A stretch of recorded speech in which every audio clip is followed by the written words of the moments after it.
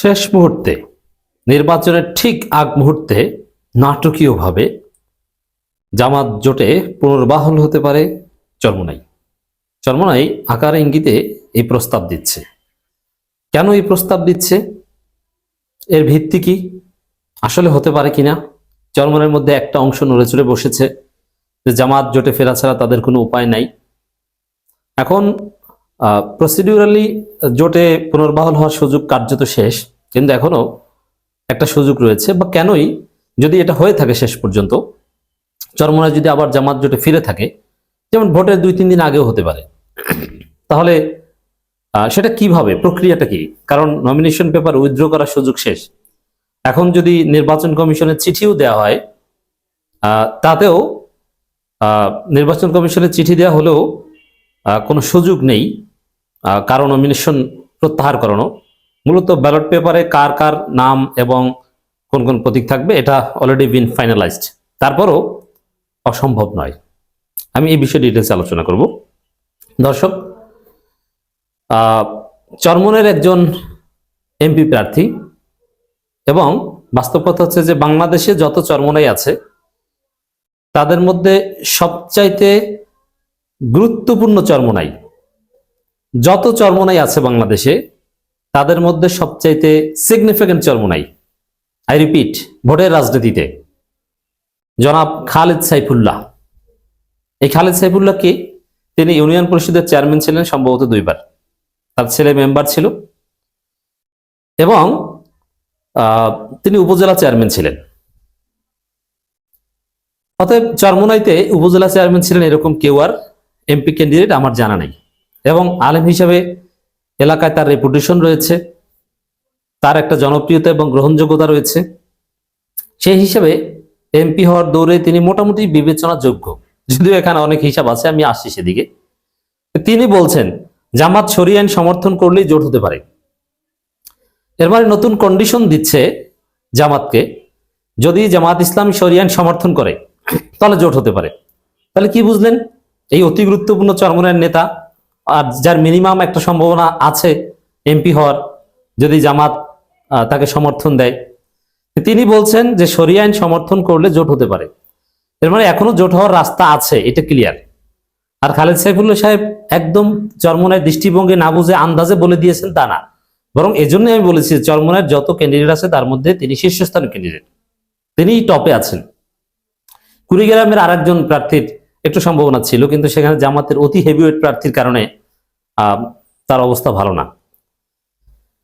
তো দর্শক, একটা বিষয় স্পষ্ট আপনাদেরকে বুঝাতে পেরেছি, কন্ডিশনালি চরমোনাই জোটে ফিরতে চায় কি শরিয়া আইন সমর্থন করলে। এখন জামাত যদি বলে যে ঠিক আছে আমরা, মানে চরমোনাই যেভাবে জামাতকে ঘোষণা দিতে বলবে ওইভাবে যদি জামাত ঘোষণা দেয় তাহলে তো হয়ে গেল।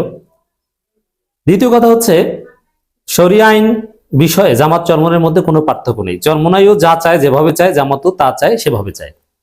নির্বাচনী ম্যানিফেস্টোতে চরমোনাই সরাসরি শরিয়া আইন চাই একথা বা বাস্তবায়ন করবে কথা বলবে না, জামাতও বলতে পারবে না বা বলবে না। এটা বাংলাদেশের আইন সমর্থন করে না, এটা নির্বাচনের আচরণবিধিও সমর্থন করে না।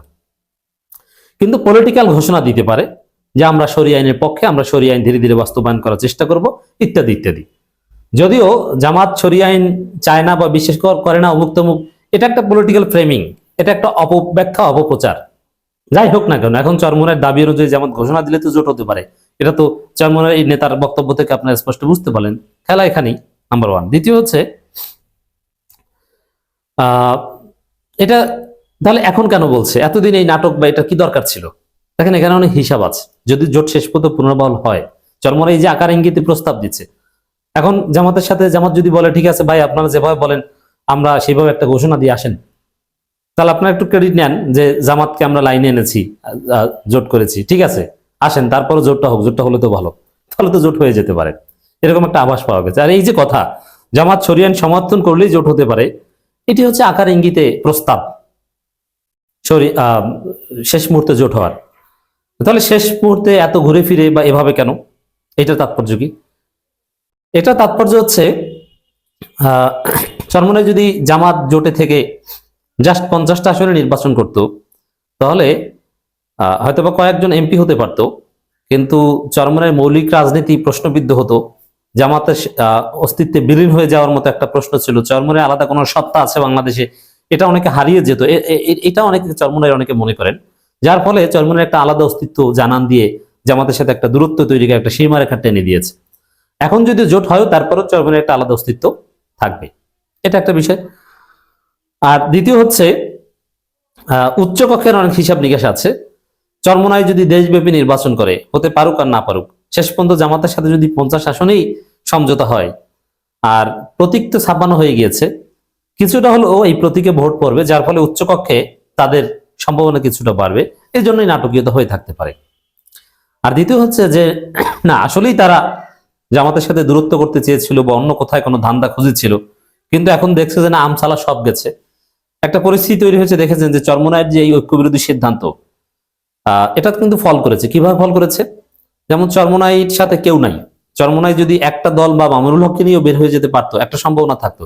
যেহেতু চরমোনাই এখন পলিটিক্যালি এতিম, এ কারণে চরমোনাইয়ের অনেক বড় বড় নেতা হতাশ হয়ে তারা জামাত ইসলামীতে যোগ দিচ্ছে, এবং চরমোনাই থেকে জামাতে যোগদানের যে হেরিক জোয়ার, এটা থামছে না।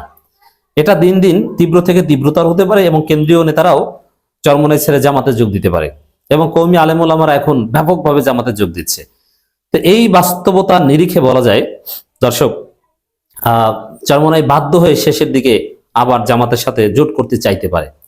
এখন সরাসরি তার বলতে পারেন যে ভাই আসেন আমরা আবার জোট করি, তাদের একটু সুপ্রিমেসি রাখা দরকার। এজন্য ওই শরিয়া আইন সমর্থন করার শর্ত দিয়ে জামাতের সাথে জোট, বা জামাতও যদি মেনে নেয় সমান সমান হলো, তাদের আলাদা অস্তিত্ব থাকলো, এটা অসম্ভব না, এরকম একটা প্ল্যান হতে পারে।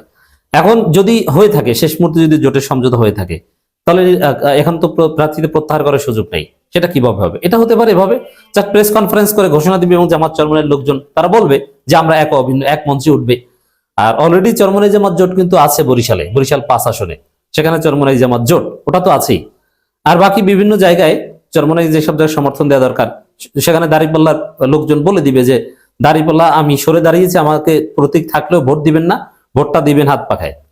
আবার যেখানে হাত পাখা সরে দাঁড়াবে, সেখানে বলবে প্রতীক থাকলেও ভোটটা দিবেন দাঁড়িপাল্লায়। কিছুটা হলেও অ্যাটলিস্ট জোট মুক্ত বিচ্ছিন্ন থাকার চাইতে কিছু ভোট যদি শেষ পর্যন্ত এক বক্সে এসে পড়ে, এ তো খারাপ হয় না। আর এখানে চরমোনাই হারানো কিছু নাই, কারণ চরমোনাই এককভাবে নির্বাচন করলেও কিছু পাবে না, আর জোটগতভাবে নির্বাচন করলে কিছুটা পেতে পারে, দু এক জায়গায় সম্ভাবনা বাড়তে পারে। তো এভাবে শেষ মুহূর্তে জোট করা যায়। আমার মনে হয় চরমোনাই চায়। এখন জামাত কতটুকু সাড়া দিবে এর উপর নির্ভর করে। তবে শেষ মুহূর্তে যদি এরকম একটা নাটকীয়তা ভোটের 2-3 দিন আগে বা 4-5 দিন আগে দেখাতে পারে, এক মঞ্চে জামাত চরমোনাই উঠতে পারে, খারাপ হয় না, ভালো হয়। বিএনপির উপর একটা বড় চাপ পড়ে, বিশেষ করে জনগণের মনস্তত্ত্বে, যে না বিএনপির বিরুদ্ধে সবাই এক, বিএনপির কোনো চান্স নাই, এরকম একটা বিষয়ে ঘটানো যেতে পারে। অতএব দর্শক, রাজনীতিতে শেষ কথা বলতে কিছু নেই। রাজনীতি ক্ষণে ক্ষণে রং বদলায়, রাজনীতি গৌরবময় অনিশ্চয়তার খেলা। দেখি আমরা কি হয়, কোনোটাই নিশ্চিতভাবে বলা যাচ্ছে না এখনো।